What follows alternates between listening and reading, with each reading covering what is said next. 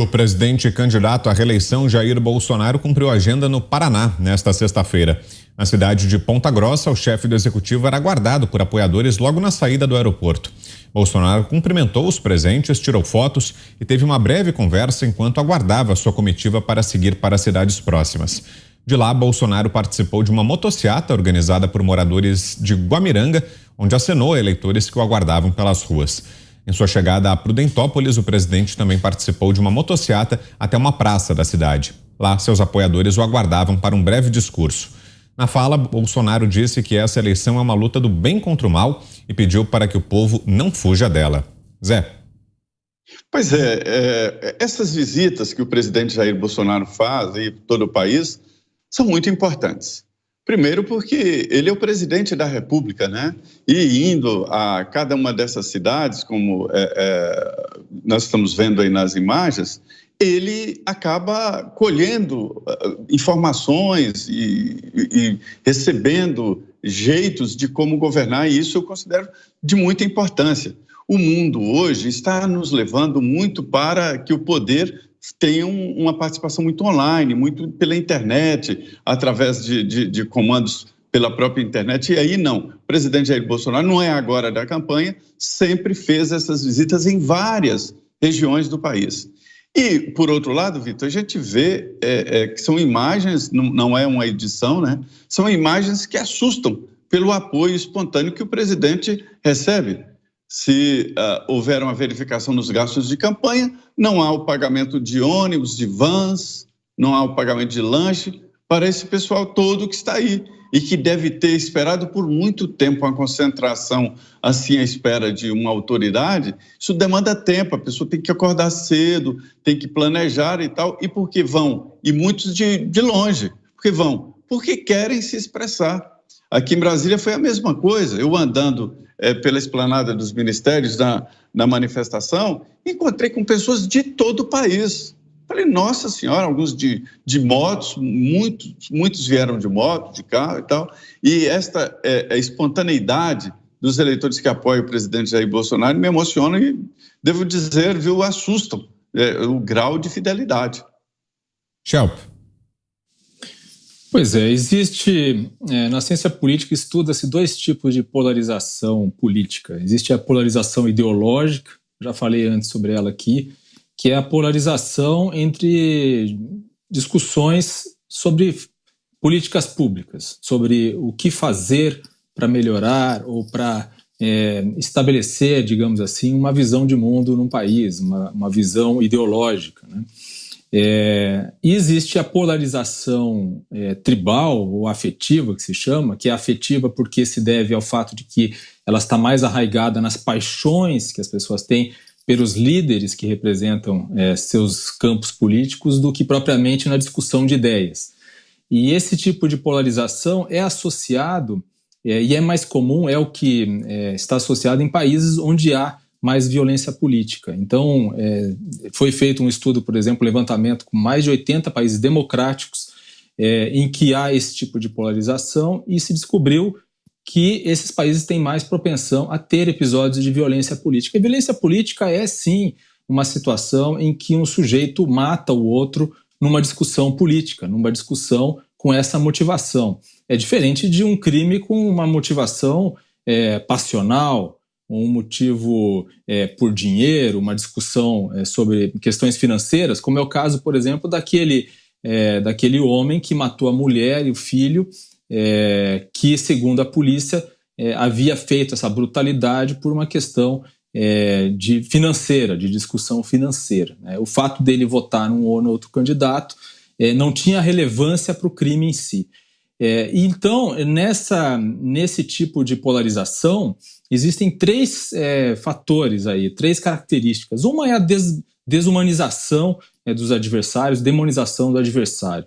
A outra é a ideia de que há uma superioridade moral por parte de um dos grupos, né, do grupo que está defendendo aí sua posição. E a terceira é a facilidade de mobilização das pessoas, porque justamente por esse caráter passional desse tipo de polarização, é mais fácil mobilizar as pessoas. Quando ele fala em luta do bem contra o mal, ele está justamente reforçando os dois primeiros pontos, que é a demonização do adversário e a ideia, obviamente falsa, de que é moralmente superior ao adversário e àqueles que os apoiam. Não existe isso. O que existe, deveria existir, é a discussão de ideias, discussão do debate daquilo que é melhor para o país, em termos econômicos e assim por diante.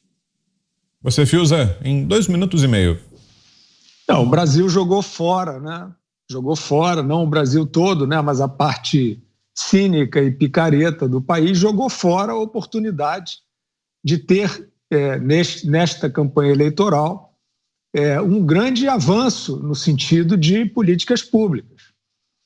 Jogou fora, jogou no lixo, né? Desde o período Temer. Sempre faço essa ressalva só para não ficar nesse fetiche aí do bolsonarismo.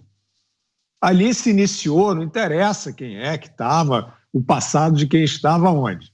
Ali se iniciou uma agenda de reconstrução, os indicadores estão aí, inegáveis. Recuperação, queda do risco país, organização, política é para isso, basicamente, né? Ali já havia esses abutres, essas caçandas, não gostando de nada, conspiração de imprensa, Joesley, essa porcariada toda aí, né? Com assessoria ali do Supremo, Fachin fazendo, né? Homologando em tempo recorde aquela delação imprestável do Joesley, já era essa porcaria de sabotagem. E agora com Bolsonaro, esses picaretas intelectuais acharam que estava com a faca e o queijo na mão. Olha, vamos caricaturar, porque ele já tem ali caricaturável e tal, né, um político ali. Né, a própria eleição de 2018 já tinha isso, porque ainda tinha o Lula preso. Né, o Lula foi preso? Agora estou até meio na dúvida, acho que não, né? Não, o Lula não chegou a ser preso, não, mas acho que ele estava, não sei, acho que ele estava em casa, né? Ele estava em casa, em quarentena, era isso. Não era preso, não. O Lula nunca foi preso. Então, o Lula estava num cubículo em casa, em quarentena, dando ordem, né? Ungindo lá o poste dele. Isso já foi muito desviante, porque vocês, irresponsáveis, intelectualmente desonestos, picaretas, fantasiados aí de cultos, vocês já estavam apostando nessa mentirada, né? Que era aproveitar que o Bolsonaro era um fenômeno, tá legal, vamos fazer direita e esquerda aqui. Vocês é que começaram a história de bem e mal. E o Lula e o poste do Lula era uma alternativa democrática, né? Não venceu o Fernando Haddad. O que aconteceu em termos de administração, que é o que interessa? A continuação desta agenda de reconstrução que vinha do governo anterior, a continuação da agenda de reformas que vocês desonestamente nunca reconhecem. E aí é claro que perdemos essa oportunidade, porque, apesar de todos os problemas, apesar de pandemia, existe essa agenda que não sai no jornal. O jornal é para outra coisa hoje em dia. Então você poderia, sim, ter hoje um super avanço nessa disputa, né? Um político equilibrado, que reconhecesse as coisas positivas, apontasse as negativas e um salto. Mas não, continuam apostando no Lula.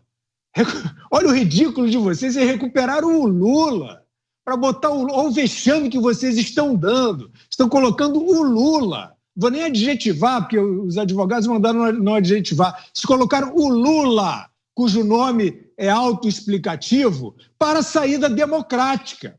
Então, vocês acham que vocês vão obter um bom debate político, eleitoral? É claro que não. É claro que aqueles que não querem os sanguessugas no seu cangote vão votar nesta agenda que está recuperando o país.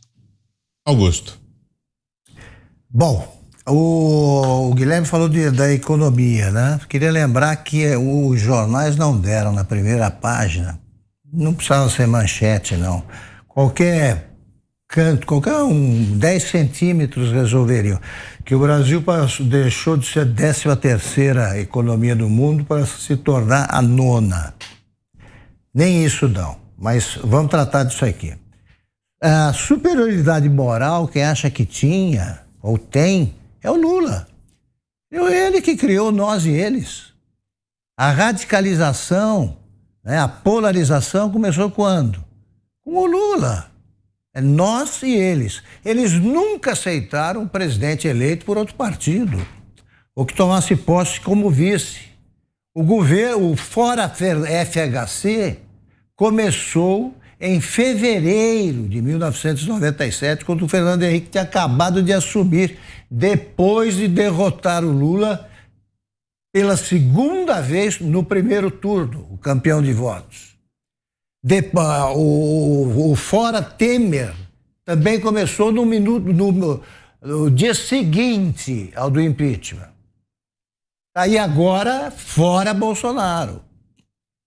É incrível você atribuir ao Bolsonaro, né, que matou todos os brasileiros, genocida, que morreram em decorrência do vírus chinês. É ele o perigo, mas ele foi o alvo do atentado. Foi ele que sofreu. E ali não podia dizer que o cara era do PSOL, tá? Que é o outro puxadinho do PT. O Bolsonaro foi vítima do atentado. Que nós, que são eles, tentaram provar que não houve num documentário. Que dessa vez eu estou com o Guilherme, não é para apreender o documentário nem censurar, mas deviam os próprios petistas reconhecer pelo menos que houve um atentado, foi filmado. Foi filmado. Então é o seguinte, o Lula não reúne mais multidões. Não reúne mais. Então é esse o problema, porque ele estaria berrando o que falam em reuniões, em entrevistas, etc. O mal é o Bolsonaro. Agora, quando o Bolsonaro inverte o negócio, aí não pode. Aí é polarização, aí é muito grave esse negócio. O Lula não podia estar na campanha. Não podia estar na campanha. Ele foi solto pelo Fachin, cabo eleitoral da Dilma Rousseff. Essa é a verdade. O que é incrível é isso que o Guilherme está dizendo. Incrível. É o pessoal que trata o Lula como se fosse normal, um larápio, ladrão, lavador de dinheiro, condenado por 9 juízes, participar da campanha, berrando aí que veio para salvar o Brasil da corrupção. E salvar as mulheres das injustiças que elas sofrem. E salvar todo mundo reconhecendo, como fez aí numa declaração recente, que não sabe como, mas vai salvar.